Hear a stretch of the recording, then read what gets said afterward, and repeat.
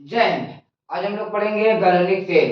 देखो भाई, हम पहले क्लास में पढ़ाए थे गलनिक सेल किसे कहते हैं, लेकिन आज हम फिर से रिवीजन कराएंगे, फिर उसके बाद आगे बढ़ते रहेंगे। देखो भाई, गलनिक सेल। देखो भाई, पहले हम आप लोग को गलनिक सेल का परिभाषा तो भाई बताएंगे, बता दे।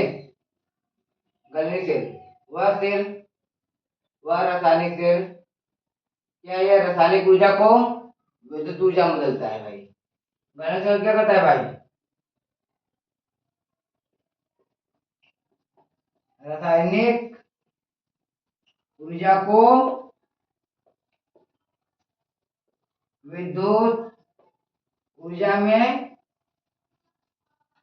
बदल देता है भाई।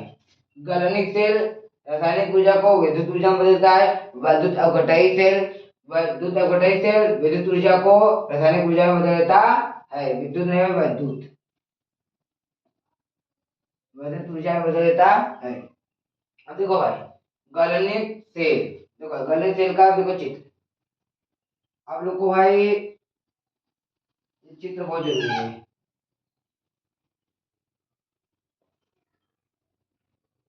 इस चित्र को भाई हम इसीलिए हम बता रहे हैं, इस चित्र के लिए हम बताते नहीं। तो गलनिक सेल, आप लोग को एक यहाँ से बीकर बना लेना है, यहाँ पर एक इधर बीकर बना लेना है भाई।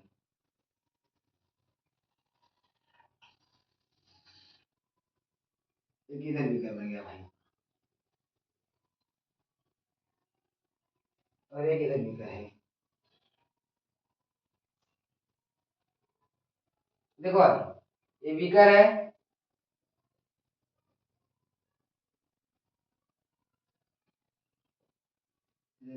यार देखो, ऐसे बीकर बना लेना। ये कौन सा छड़ है भाई? देखो, दो दोनों बीकर में एक एक छड़ है। देखो ये एक छड़ डाला हुआ है इसमें। क्या डाला है भाई? ये छड़ डाला हुआ है। ये किसकी छड़ है? ये छड़ किसकी बनी है? जिंक की। ये छड़ किसकी बनी है भाई? जिंक की बनी है। और ऐसे इसमें भी एक छड़ है।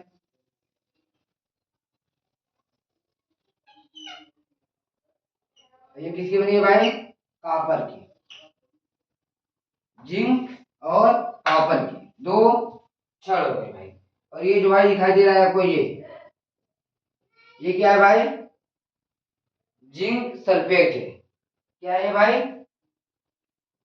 Zinc zinc sulphate, ZnSO4। भाई ये क्या है? Zinc sulphate. और इसमें क्या डाला है भाई?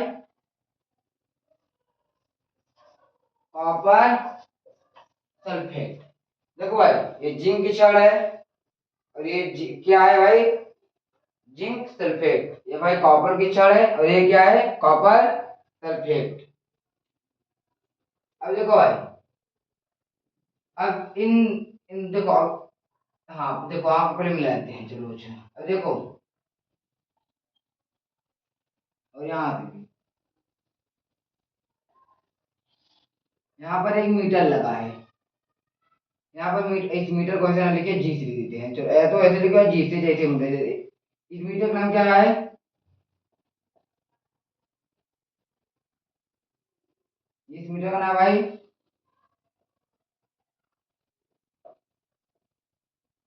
गैलोनो गैलोनोमीटर। अब देखो भाई, इन दोनों को संतुलित करने के लिए यहाँ पर क्या लगा है भाई? लमण सेतु। क्या लगा भाई? लमण सेतु।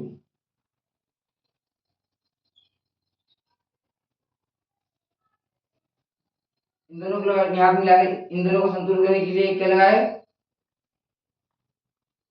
लमण सेतु।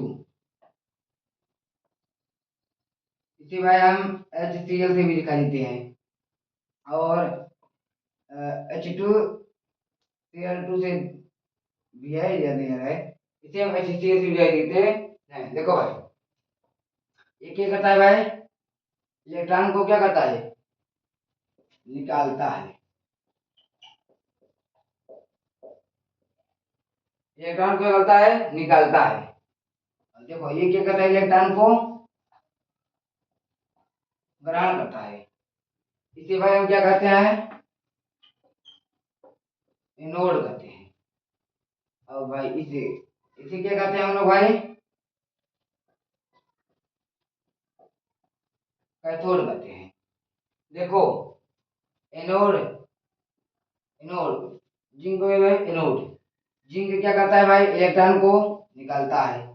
कॉपर क्या करता है भाई? इलेक्ट्रॉन को ग्रहण करता है।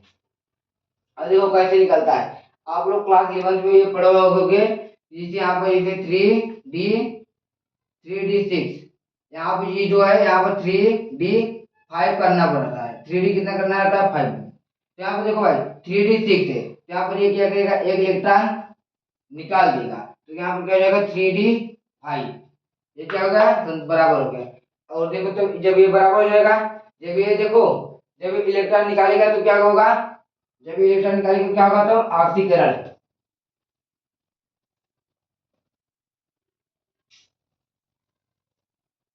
देखो भाई जब ये इलेक्ट्रॉन निकालेगा तो क्या होगा भाई? ऑक्सीकरण।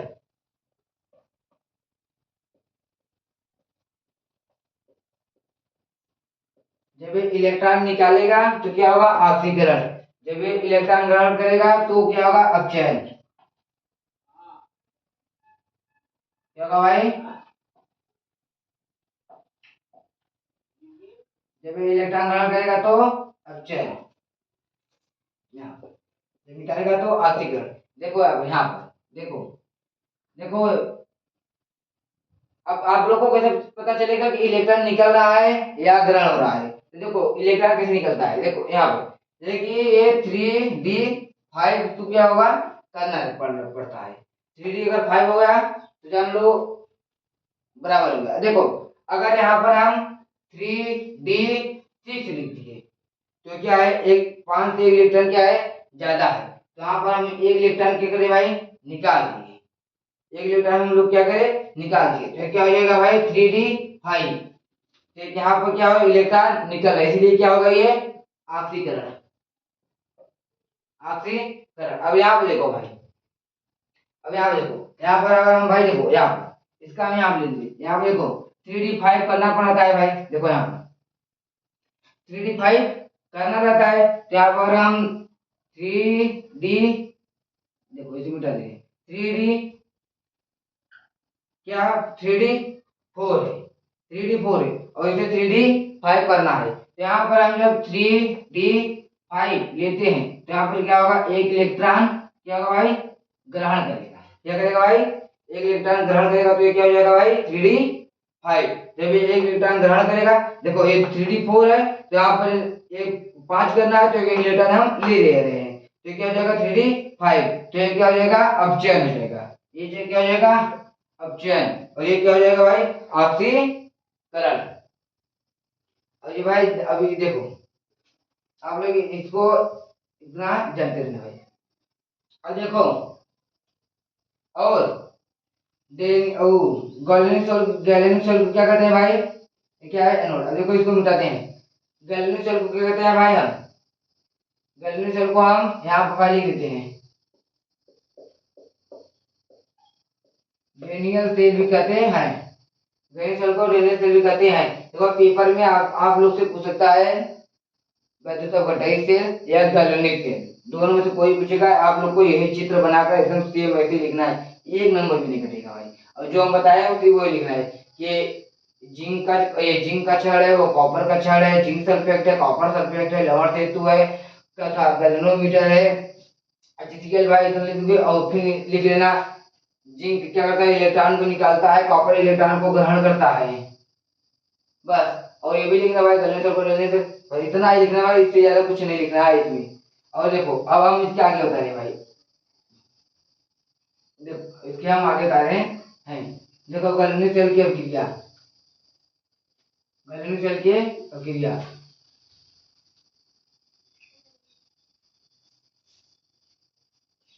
देखो दोस्तों आप लोग का क्लास जो है आराम आराम चलता रहेगा। और अभी इस आज हम कई इसको बता दें, फिर उसके बाद देखो यहाँ पर जो है हम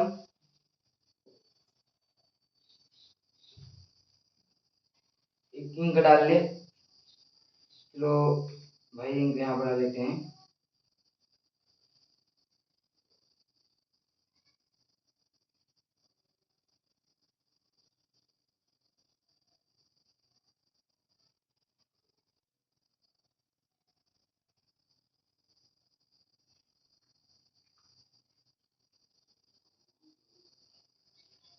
चलो दोस्तों अब देखते हैं।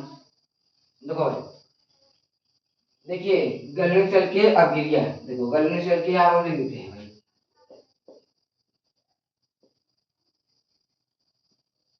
गैलेनिक सेल, गैलेनिक सेल की, गैलेनिक सेल की अभिक्रिया। चलो देखो गैलेनिक सेल की अभिक्रिया देखो भाई, ये क्या भाई एनोड, ये क्या भाई कैथोड। गैलेनिक सेल की अभिक्रिया देखो, ये क्या है एनोड और ये क्या है कैथोड। देखो यहाँ पर हम लोग क्या लिखेंगे जेड एन। देखो ये क्या करता है इलेक्ट्रॉन, इलेक्ट्रॉन निकालता है। कैथोड क्या करता है इलेक्ट्रॉन ग्रहण करता है। देखो एनोड क्या करता है इलेक्ट्रॉन क्या करता है निकालता है। तो जेड एन है तो भाई यहाँ पर जेड एन है तो इलेक्ट्रॉन निकालेगा तो यहाँ पर क्या हो जाएगा भाई जेड एन टू प्लस, कितना इलेक्ट्रॉन निकल रहा है दो। यहाँ पर क्या होगा भाई इलेक्ट्रॉन निकल रहा है।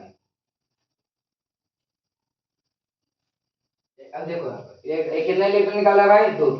अब देखो कॉपर क्या करता है इलेक्ट्रॉन ग्रहण करता है। यहाँ पर हम क्या लिखेंगे भाई, अब क्या लिखेंगे भाई Cu2 प्लस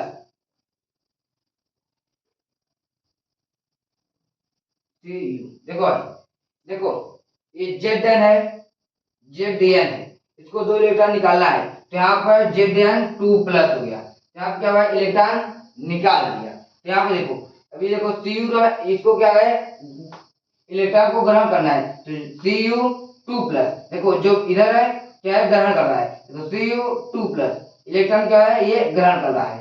ग्रहण करके क्या होगा Cu बन गया भाई, कैथोड बन गया। अब देखो इसकी जो अभिक्रिया कर अभिक्रिया है देखो भाई इलेक्ट्रॉन देखो, अब देखो पहले देख लो क्या बराबर है कि नहीं। देखो इलेक्ट्रॉन से एक इलेक्ट्रॉन से एक इलेक्ट्रॉन क्या होगा भाई कैंसिल। तो यहाँ पे क्या हो गया भाई जेड एन Cu2 प्लस, यहाँ पे क्या हुआ भाई यहाँ पर हो गया भाई Z N two plus Cu। ये कौन सा अभिक्रिया है भाई रिडॉक्स। क्लास 11 में आप लोग पढ़ोगे भाई ये रिडॉक्स अभिक्रिया किसे कहते हैं नहीं।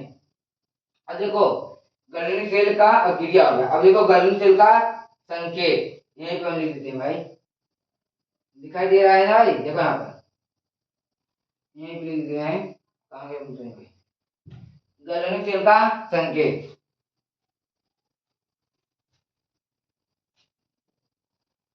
यहाँ पे लिखते हैं गैलेनिक सेल का संकेत, गैलेनिक सेल का संकेत। देखो भाई जेड एन टू प्लस, देखो भाई ये क्या है जेड एन कैसे पाई दो फिर क्या हो जाएगा जेड एन टू प्लस ऐसे लिखना। फिर ये डबल डबल पाई है इसे ये भाई क्या है देखो ये जो डबल पाई है जनरल क्या नहीं, ये क्या है जो ये डबल पाई है लवण जेतु है। लवण क्या है भाई सेतु है। अब देखो भाई इसे भी ऐसे लिखना है सी यू पहले इसमें लिखना सी यू टू प्लस ये वाला सी एक भाई से देखो भाई इसका गणना सेल का यही संकेत है। देखो जेड एन एक पाई जेड एन टू प्लस, देखो जेड एन लिख लेना फिर पाई देना फिर जेड एन टू प्लस फिर क्या है जो फिर दो पाई देना है दो पाई क्या कहते हैं भाई लवण सेतु कहते हैं। फिर सी यू टू प्लस देखो यहाँ पर सी यू टू प्लस फिर एक पाई फिर सी यू। भाई आप लोग का बस आज ये इतना रहेगा।